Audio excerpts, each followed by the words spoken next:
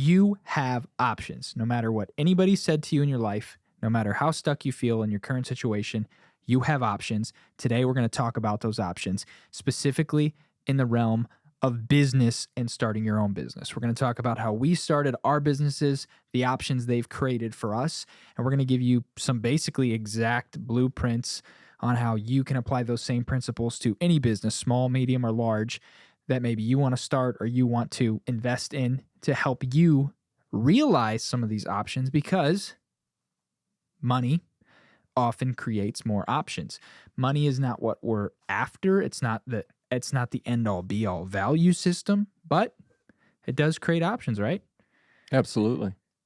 So let's dive in. Yeah. I will start with a story of how I started my first business, and it's way easier than you might think it is.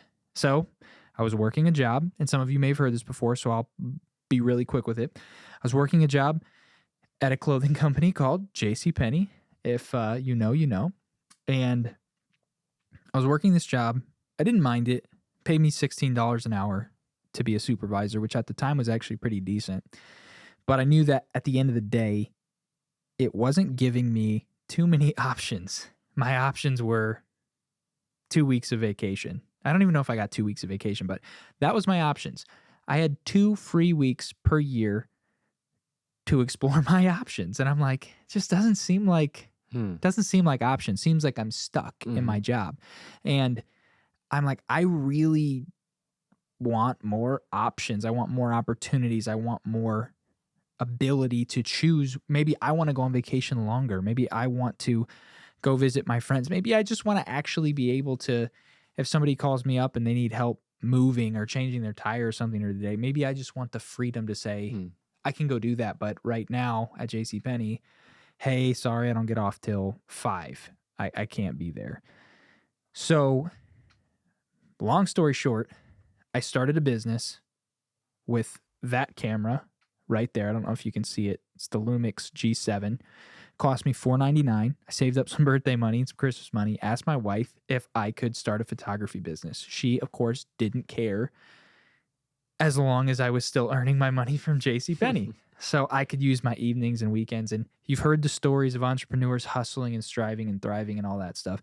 I'm not here to preach that, because that can actually reduce your options significantly. And people can go into the other end of the spectrum where they start a business doing something that they don't actually like and doing something that reduces their options even more. So now they're working that job and they're starting a business that is taking away more freedom and more free time and and giving them less options. So point number 1, I don't even know if there's going to be more points, but something to remember is when you're considering starting a business, a lot of reasons people consider starting a business is for one common goal. One common reason is that they want to not have to punch in and punch out. They want to not have to be subject to a time clock. They want to not have to be subject to a boss telling them what to do or somebody cracking a whip. They want to be their own boss.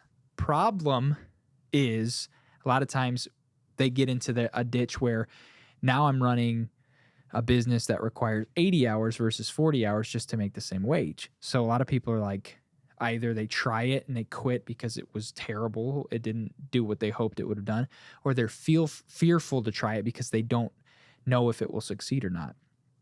But one way to kind of hedge your bet and make sure it's going to succeed, and I can almost be pretty certain on this, make sure it's going to succeed, is first find something that actually interests you. And notice how I said interests you and didn't say something you love, because there is a smaller margin between something you love and something that pays you, versus the margin is a little bit bigger when you say something that interests you and something that pays you. So I was interested in photography, but I did not love it. But I knew that there was a demand for photography. It was a service that people paid money for, and it interested me. My love is music, but I could not think of a way to make money producing music at that stage. So I expanded my horizons slightly into other things that interested me, but I didn't love. Now, guess what? I love photography and videography. I didn't know it because I didn't experience it before. So I started a photography business. My first job was photographing a high school reunion for this like class of like 35 people or whatever, and they were in their 40s and whatever. And it was actually kind of fun. They asked me what I charged. It was the first time I experienced a boss, instead of a boss telling me what I'm going to make, I got to tell them what I was going to make, which was different. And I said $200. And to me, that was amazing. Like, it was a lot of work and I was learning at the time, but $200 was incredible because at $200, I named that price. And I'm like, what if I named a higher price? And what if when I get better, what if I have more equipment? What if blah, blah, blah, blah? What if I can create enough value for other people? Led me down this trail of starting a video company and creating videos, which led me down a trail of marketing, led me down a trail of advertising, marketing, media creation, web development, all those different things. And now we have a team of people that help us with all that. And it's gotten beyond even my knowledge and my abilities. But I didn't settle for what I loved. I instead slightly expanded my horizons into what I was interested in and something that also made money. Now, maybe something you love, I shouldn't say that that's an absolute, because maybe you love something that people are willing to pay for. But maybe also maybe you've been interested in electrical work. Maybe you've been interested in roofing. Maybe you've been interested in cooking. Maybe you've been interested in other things. But I would just challenge you, step one, expand your horizons beyond just what you think you have to do. And maybe that's your end goal. Maybe that's where you want to go. Creating music and producing music is still my end goal, still what I love. But that's just an idea. Expand your horizon just slightly beyond what you love into something that's maybe not a love, but an interest. Yeah. And I always love hearing that story, because how that projected you into what you're doing now, the success that you're having and the freedom that you're having and how you're developing that. This is a great story. My story's just a little bit different, but similar, kind of interesting as I was listening. Very, very similar. So what I did is I found out along the way that I really like to coach people. I started out as an athletic coach, and then I moved on to wherever organization I was working. They always kind of had me coach people, and I was always coaching people up. Sure. So one day somebody came to me and said, you know, if you charge for that, you could actually make a living out of it. Sure. And it hit me. It's like, hey, that's right. That's what I really enjoy doing. And I agree with you. I'm not sure that I knew at the time that I loved it, but I did enjoy it and I was good at it. And it turned into a business. Incredible. And it was something that I had been doing and perfecting all along, but I had just never seen it as a business. Yep. I thought it was part of the businesses that I was involved in. And then I realized, no, you can actually do this as a business. And so, that's when I launched, Coach Rich Clay. And the value that I believe I've been able to bring other people's lives is my biggest paycheck, to be honest with you. Yeah. It really is. I love that. And I do value my services. So, I believe that I have a lot to offer like you do in your business. And so, and I've just discovered too that I think personally that people ought to have more than one business as well. So, and I don't say that judgingly if you don't, but businesses have tremendous benefits, both financially in the tax world, in sometimes creating income in one area when one area Yeah. of the economy is weak.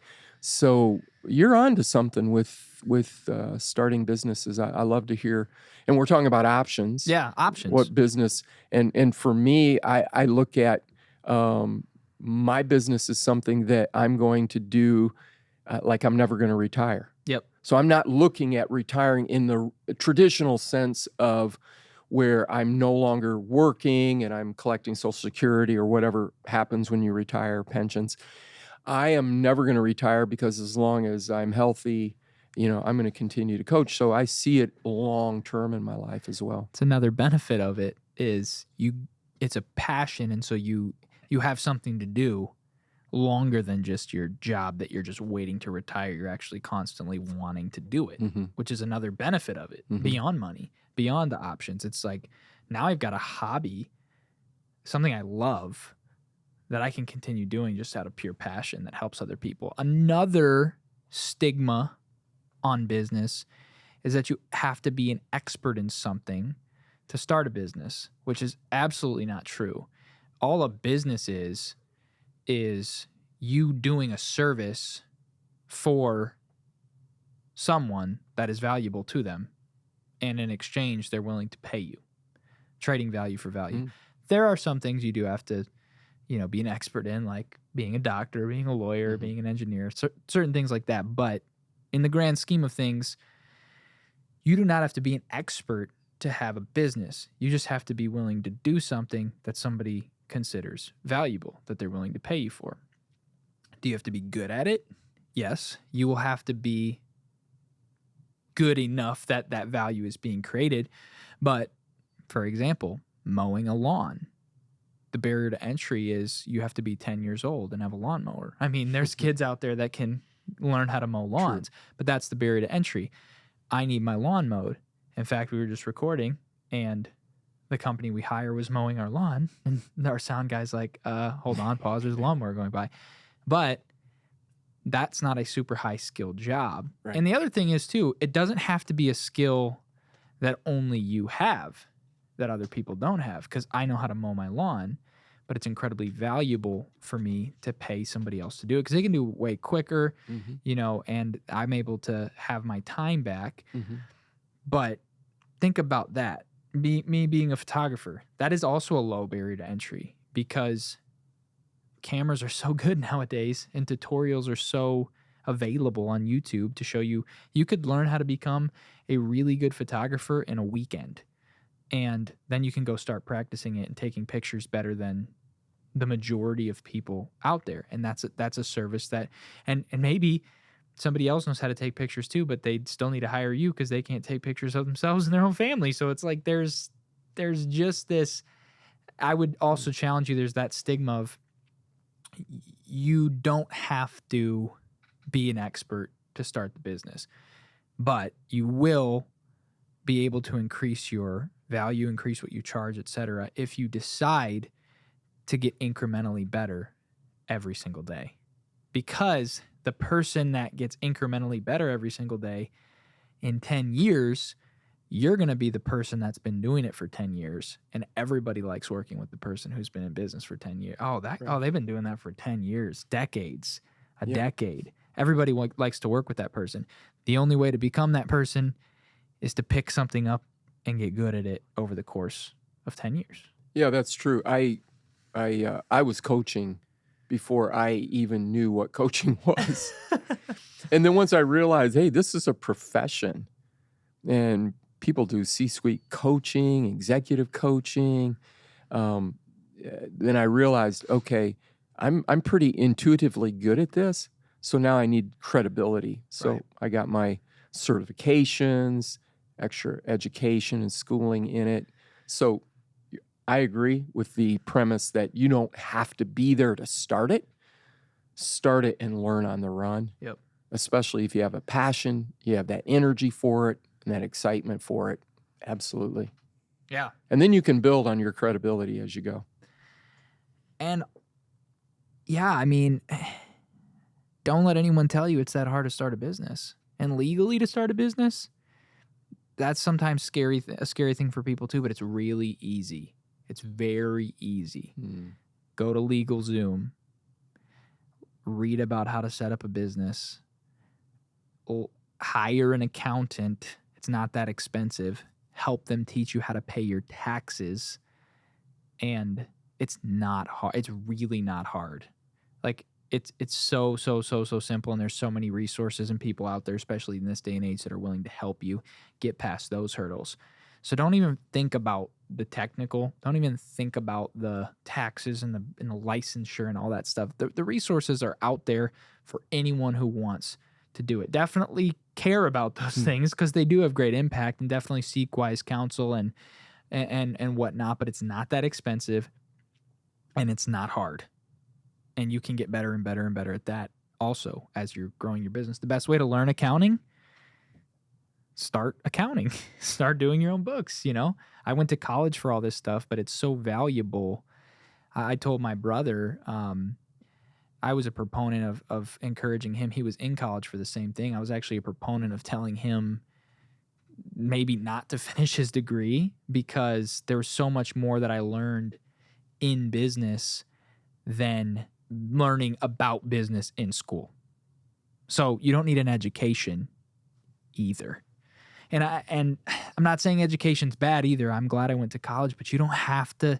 Education it comes with the territory. When you start a business, you get educated, and you kind of have to, because if you're trying to do something that you're willing to have somebody pay you for, you got to get educated in it. And I know we're probably winding up on our time here on this episode, but if you got any value out of this and want to see more episodes like this talking about businesses and starting businesses, please let us know in the comments. And we thank you so much for joining us on this episode of 5 Ideas.